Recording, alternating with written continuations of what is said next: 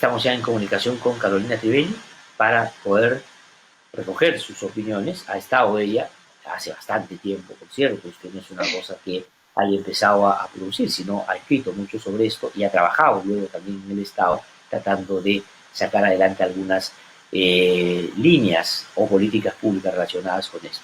Sí, Carolina, ¿qué tal? ¿Cómo está? Muy buenos días. Muchísimas gracias por atendernos. Glatzer, ¿cómo estás? Muy buenos días.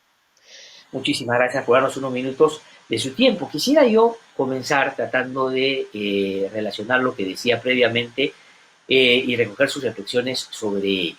¿Qué a estas alturas, ya no digo de lo que hemos como país tenido que afrontar los últimos años, sino el último, ya en medio de la crisis producto del COVID-19 y la pandemia en general, sería como lo que se tiene que hacer de todas maneras para que el cumplimiento de lo dispuesto por el gobierno se pueda dar en los niveles que ellos están imaginando? ¿Y qué cosa es lo que a estas alturas está claramente identificado como lo que no se puede volver a repetir porque no dio claramente resultados?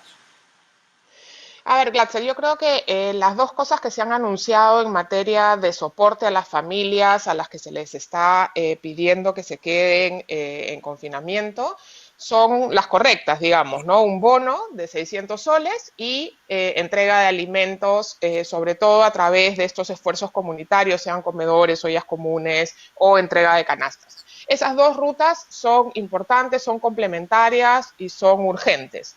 Creo que lo que hemos aprendido como país en el año 2020 es que ambas cosas implican dificultades, sobre todo logísticas, ¿no? Y hay algunas lecciones que son importantes. En el caso de la entrega de bono en monetario, ya sabemos que esto demora, toma tiempo, porque nuestro sistema financiero y la relación de la población con el sistema financiero no es la correcta, no tenemos suficiente. Y entonces hay que hacerlo por etapas, porque si todo el mundo va a retirar el bono el mismo día, la congestión es peor que no decretar confinamiento probablemente. Es verdad. Sin embargo, lo que sí aprendimos en la entrega de bonos el año pasado es, uno, una sola voz dando información.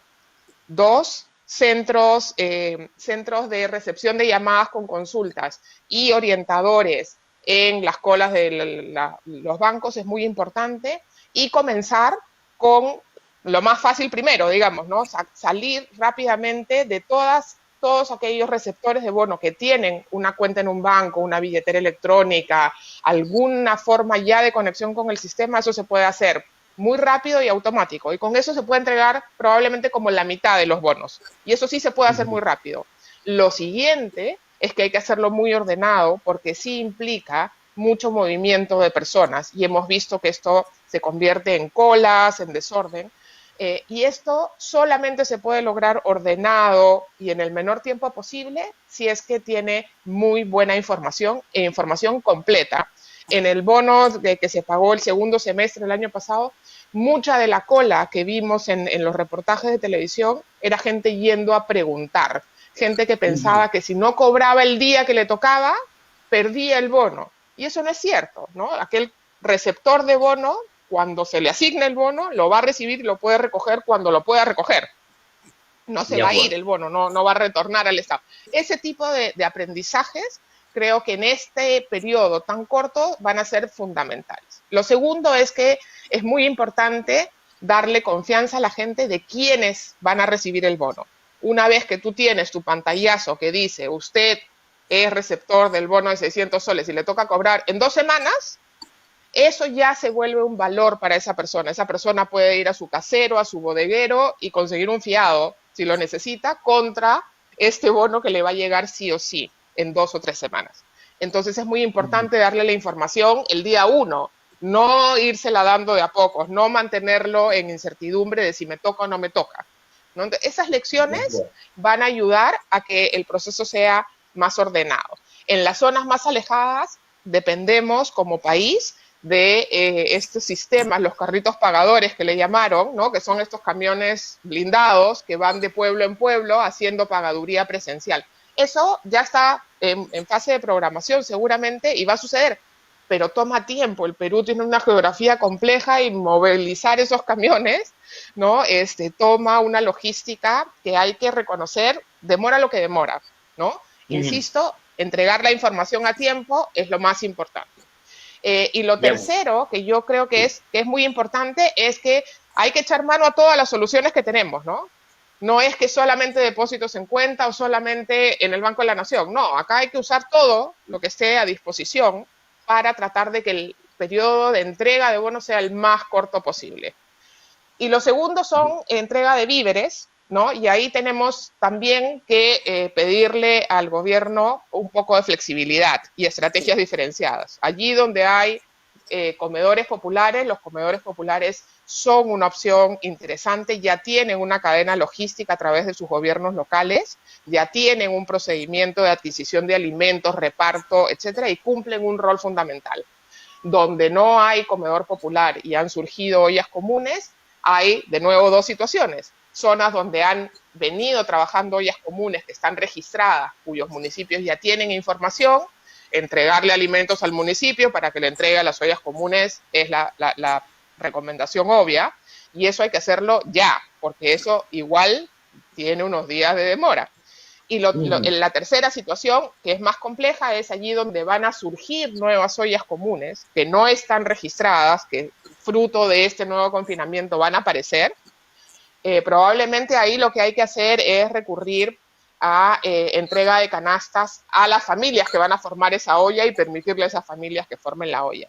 Creo que es muy importante en los dos casos de ollas comunes, las con más experiencia y las que se van a crear, complementar la entrega de alimentos con material de seguridad sanitaria, mascarillas, alcohol, jabón, lejía, porque muchas de esas ollas son las que se hacen típicamente afuera de las casas de 4, 5, 10 familias, ¿no? Y no tienen ni información ni acceso a estos elementos de seguridad que van a ser fundamentales en esta cuarentena para que la cuarentena sea efectiva. De acuerdo. Ahí hay, y he tomado nota y seguido con interés lo que nos ha planteado esta mañana y quisiera hacerle algunas preguntas en torno a lo manifestado, ¿no? Primero, a determinado sector, que además algunos de ellos lo han expresado a través de medios de comunicación, le generó sorpresa que el gobierno haya dado cuenta de la gravedad de la situación, que haya planteado una cuarentena, pero que haya planteado la cuarentena para algunos días después de haberla anunciado. Y hay gente que dice, ¿por qué si es que la situación es tan grave, no paró todo al día siguiente y se está esperando hasta el domingo? Hay mala fe en algunos casos también en esa lectura, digamos, por consideraciones, creo yo, políticas. Pero yo quería ir a lo siguiente. Se supone que el gobierno ha pensado dar unos días previos a la cuarentena para que pueda la gente organizarse, los que tienen la posibilidad de organizarse, pero también para que el gobierno se organice para tratar de acondicionar a aquellos a las que le va a poner una restricción, pero que necesitan algunas cosas previas. ¿Cree que en este tiempo, que ya quedan un par de días, va a poderse hacer algo significativo para evitar que el día 1 y el 2 la gente desesperadamente pueda no salga, digamos, a buscar lo que no va a encontrar tampoco en la calle, porque efectivamente todo va a estar, diría yo, controlado? Ese es el sentido de postergar un poco el inicio de la cuarentena, y junto con eso quería decirle lo siguiente.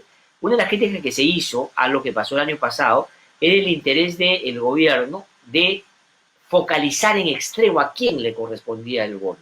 Y en eso se pasó no solo el tiempo, sino que no se llegó con la entrega para que la gente pudiera sobrellevar lo que el gobierno había determinado. Eso ya diría usted que está totalmente superado, que hoy día el gobierno, el principal problema ya no es identificar a quién necesita, sino más bien cómo viabilizar la ayuda.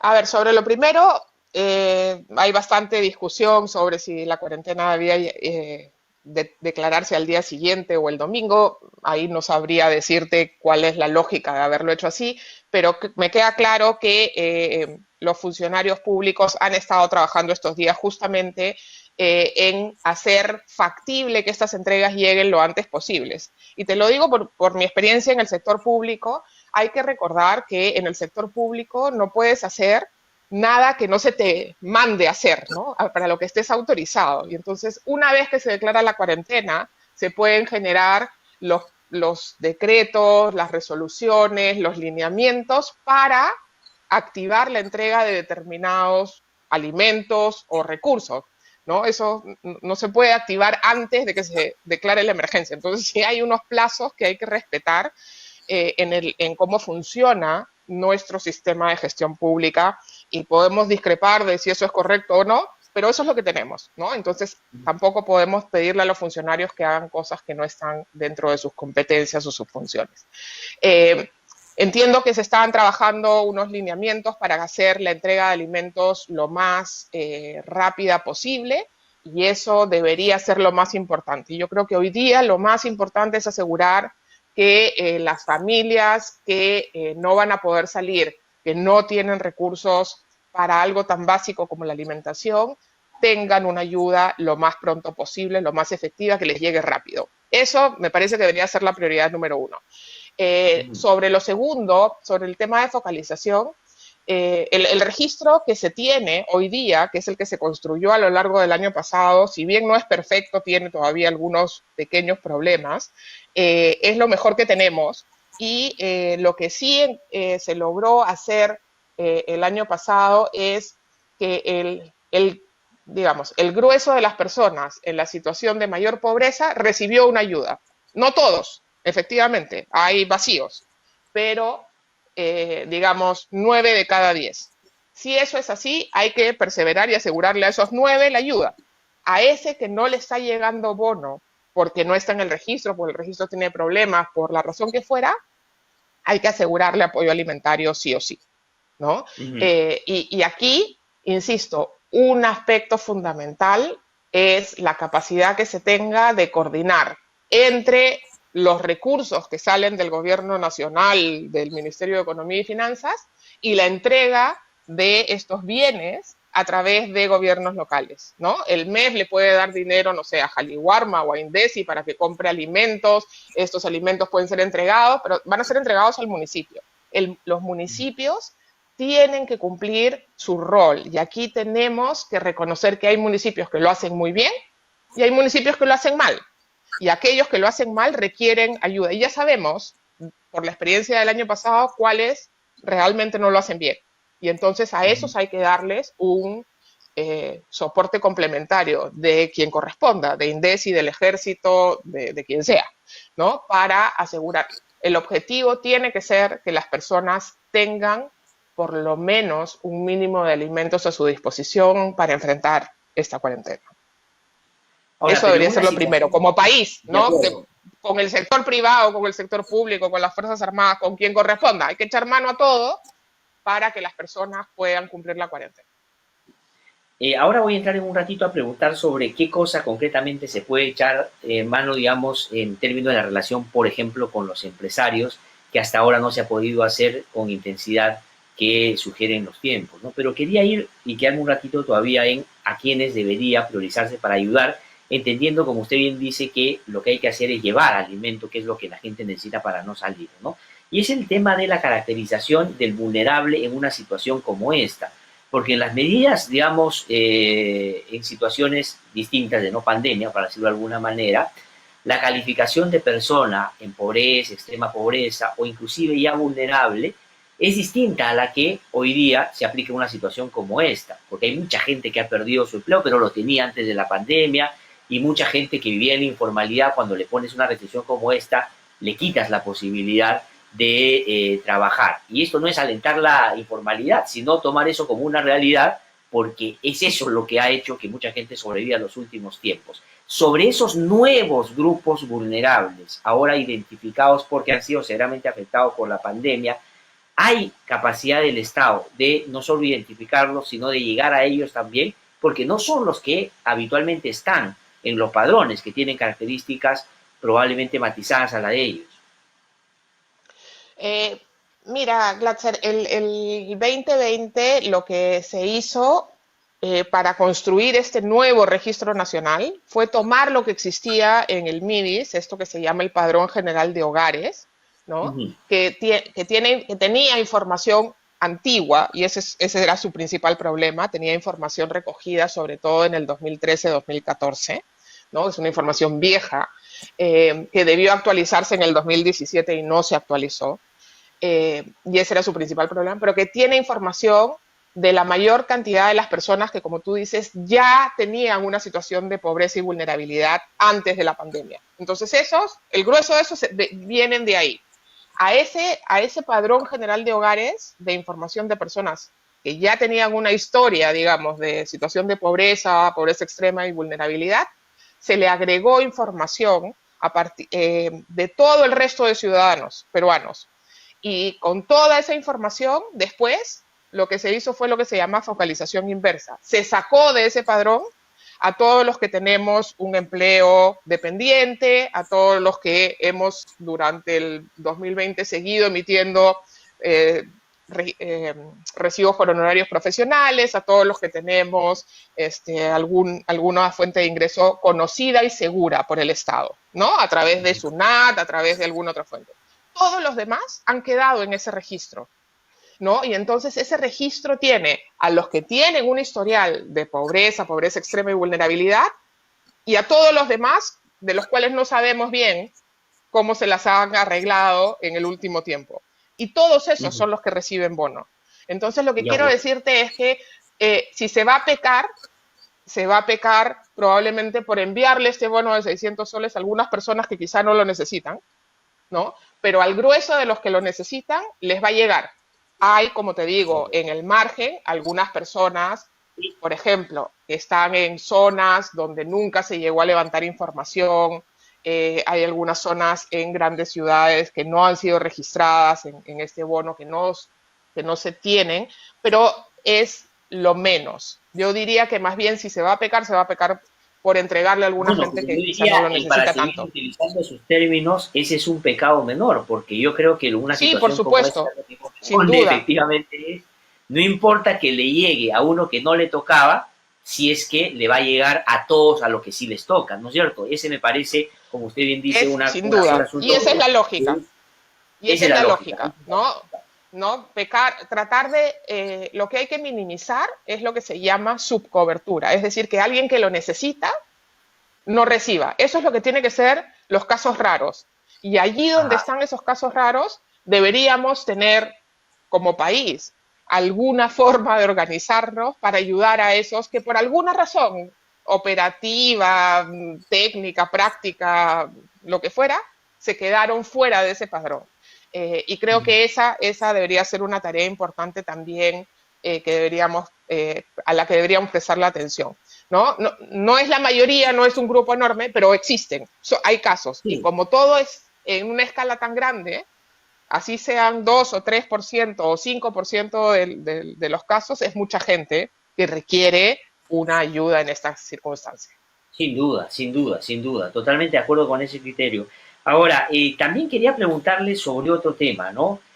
Tal vez es uno de los que no solo usted más ha trabajado, sino más tempranamente ha advertido, puede terminar siendo la clave para, en situaciones de esta naturaleza, actuar con mayor diligencia, y es el vínculo de la tecnología, ¿no es cierto?, para poder generar condiciones básicas para, en situaciones como esta, como repito, pueda actuarse rápido también.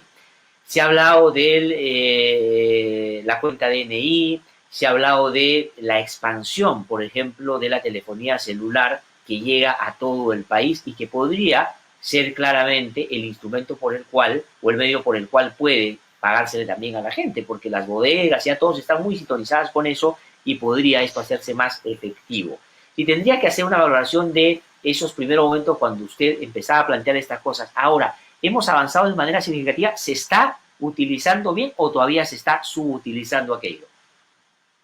A ver, hemos avanzado, sin duda, pero hemos avanzado, como sucede casi todo en el Perú, de manera desigual, ¿no? Hay muchas brechas que atender, que tienen que ver con, por supuesto, las acciones que hacen las entidades financieras, públicas o privadas, para promover el uso de esto que se llama finanzas digitales, es decir, que a través de un dispositivo, sea un teléfono, una tablet, una laptop, uno pueda manejar sus finanzas, relacionarse con el sistema financiero.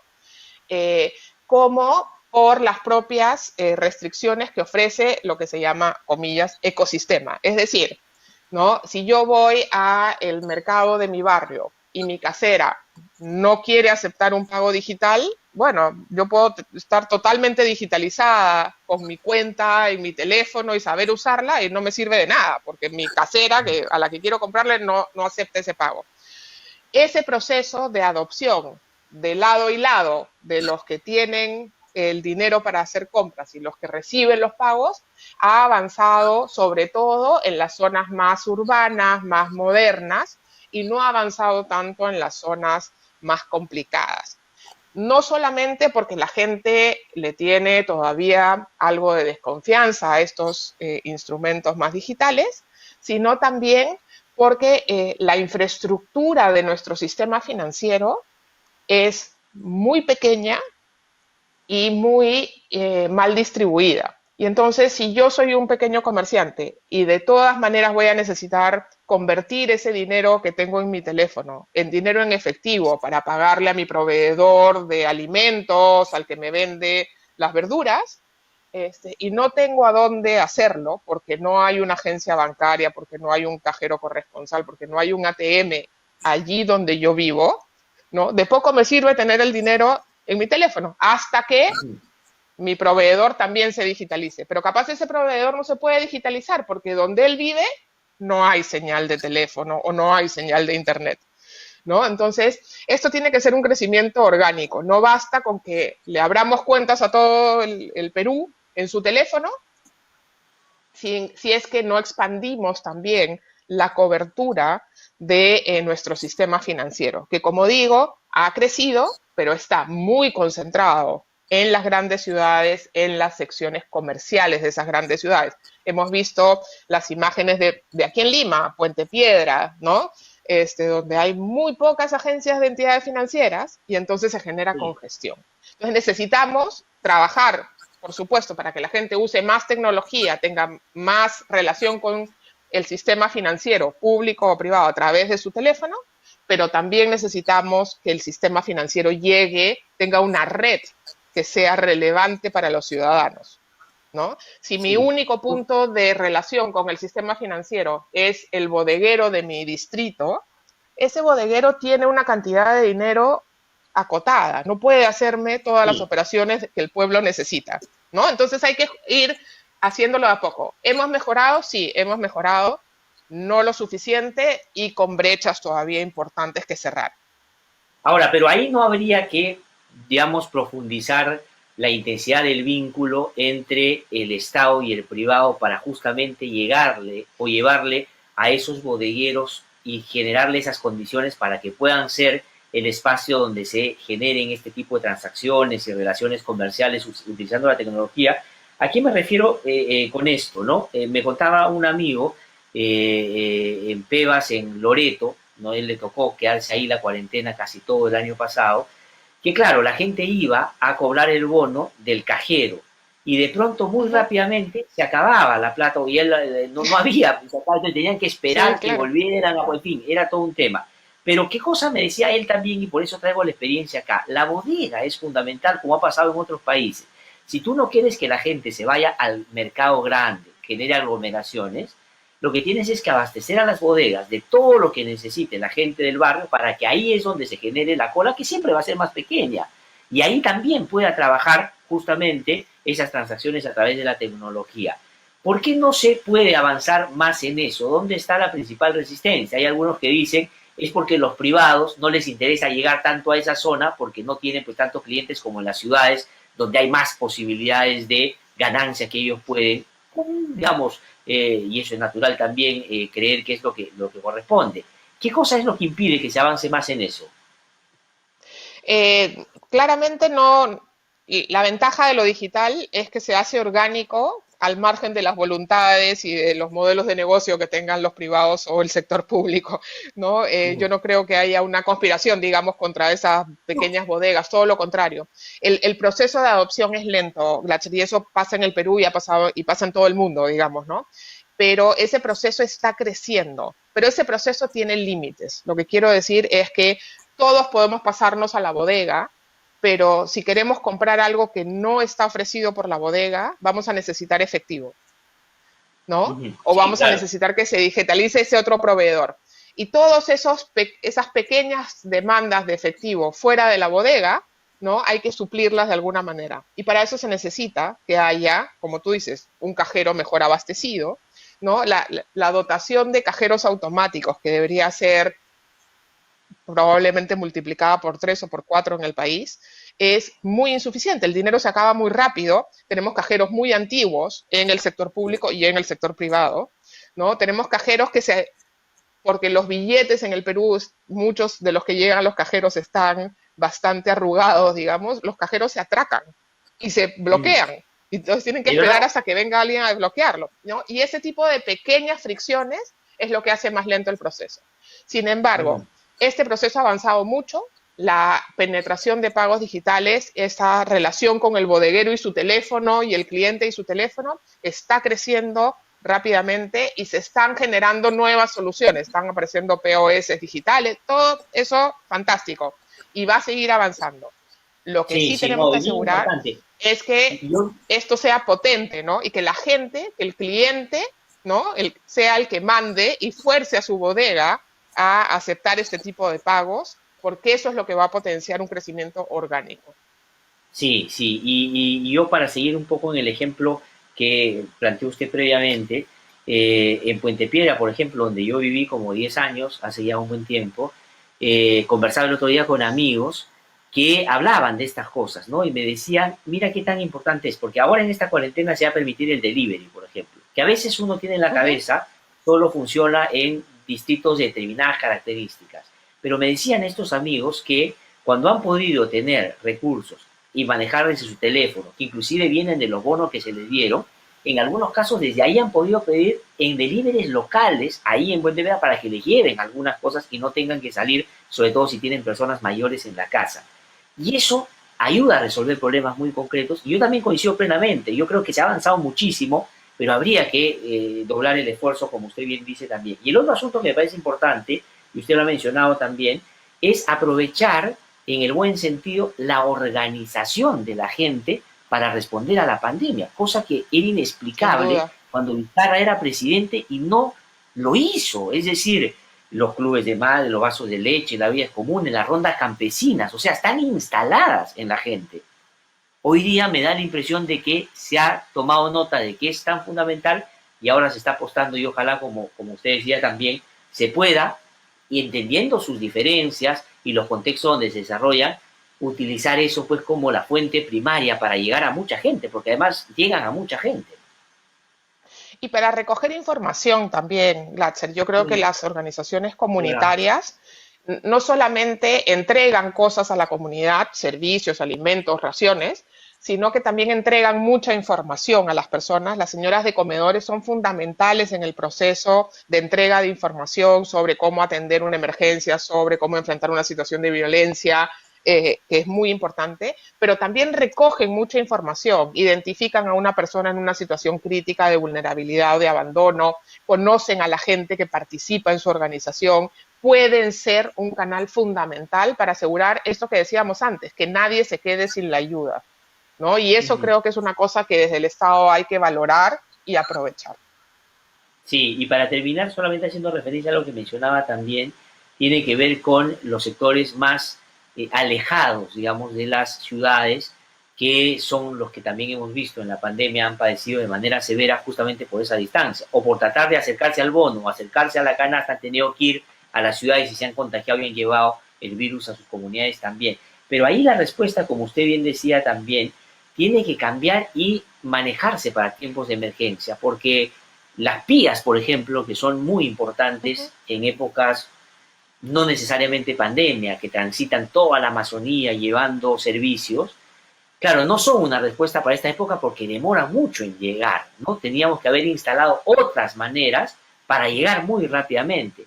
Y las quejas de los sectores, sobre todo las comunidades indígenas, siguen siendo las mismas desde el comienzo porque no se han dotado de lo que mínimamente requiere para no tener que salir, porque ahí es donde han encontrado el contagio, ¿no? Ahí sí tal vez hay mucho más por hacer todavía, ¿no?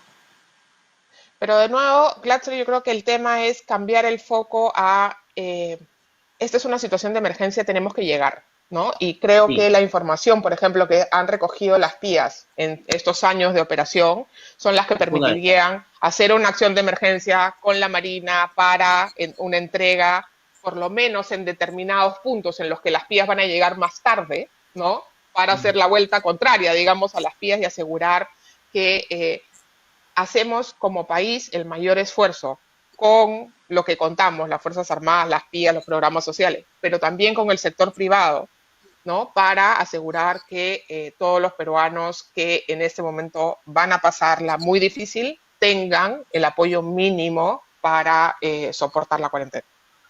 Sí, pues, como decía, y aquí termino Arturo Maldonado el otro día que conversamos aquí en el programa, claro, el gobierno tiene, ya que el propio presidente cada vez que habla dice, somos un gobierno de transición y emergencia, tiene que ponerse más en el modo de emergencia que transición ahora porque se necesita responder rápido y efectivamente hay que ayudar al gobierno en todo lo que se pueda, pero hay cosas que hablaremos en otro momento, la alternativa o las propuestas alternativas tampoco hay, pues, y la política está mirando a otro lado, que es otro problema. Pero será en otro momento. Muchísimas gracias a Carolina Trivelli, como siempre, por su participación, por su conocimiento, y vamos a seguir haciendo fuerza para que efectivamente, ojalá la respuesta sea mejor y hay que contribuir a eso. Muchísimas gracias, muy amable. Muchas gracias, Gladys.